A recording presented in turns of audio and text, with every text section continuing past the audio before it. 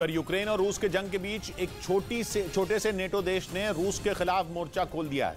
Ukraine पर हमले के बाद से ही भड़के बाल्टिक देश एस्टोनिया ने पुतिन को बर्बाद कर देने की कसम खाई और वहां की प्रधानमंत्री काया कल्लास तो बिना किसी डर के पुतिन पर बुरी तरह गरज रही और खुलेआम उन्हें यह चेतावनी दे रही है कि यूक्रेन में बहे खून के एक एक कतरे का हिसाब पुतिन को देना होगा। एस्टोनिया की प्रधानमंत्री काया कल्लास पुतिन को नसीहत दे रही हैं। वो कह रही हैं कि पुतिन अगर अब भी नहीं संभले तो उनकी बर्बादी तय है। यानी पुतिन ने अगर जंग से तौबा नहीं की तो रूस विनाश की कगार पर पहुंच जाएगा। The aggressor must also pay for every bridge, for every house and for every bullet. काया कल्लास के इन्हीं तेवरों की वजह से उन्हें यूरोप की आयरन लेडी कहकर बुलाया जाता है, क्योंकि उन्होंने सिर्फ पुतिन को नसीहत नहीं दी बल्कि वो एस्टोनिया को रूस से जंग के लिए तैयार करने में भी जुट गई हैं। क्योंकि रूस का पड़ोसी देश एस्टोनिया भी ये जान रहा है कि पुतिन सिर्फ यूक्रेन की जीत तक ही नहीं रुकेंगे बल्कि वो अपने पड़ोस के दूसरे देशों पर भी नजर गड़ा देंगे। यानी यूक्रेन की जंग जीतने के बाद पुतिन के कदम एस्टोनिया जैसे दूसरे देशों की तरफ भी बढ़ जाएंगे और वो वहां कब्जे के लिए यूक्रेन की ही तरह हमला बोल देंगे।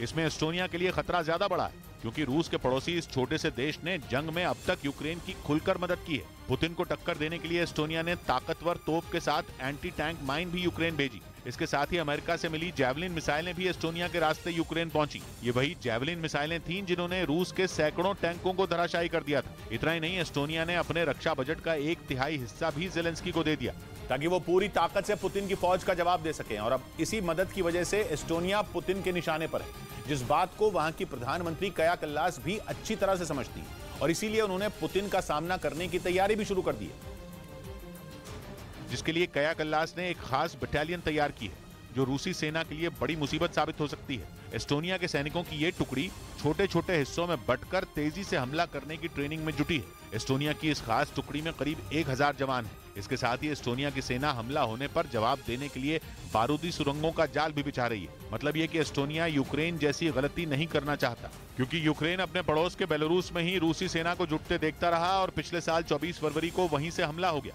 लेकिन काया कल्लास हमले से पहले ही पुतिन से टकराने की तैयारी में जुट गई।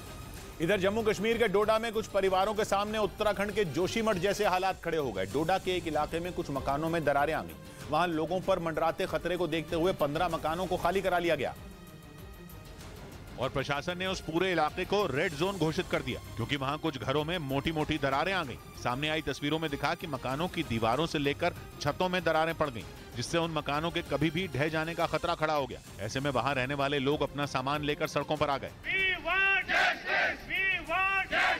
इन हालात में प्रशासन ने इलाके के लोगों से अपील की कि वो वहां से सुरक्षित जगहों पर शिफ्ट हो जाएं। देख रहे हैं, इसमें उचित कार्रवाई इमीडिएट की जाएगी। मकानों में दरारें आने की जानकारी मिलने पर प्रशासन की एक टीम वहां पहुंची, जिसने ये जानने की कोशिश की कि ये परेशानी वहां किस वजह से खड़ी हुई है।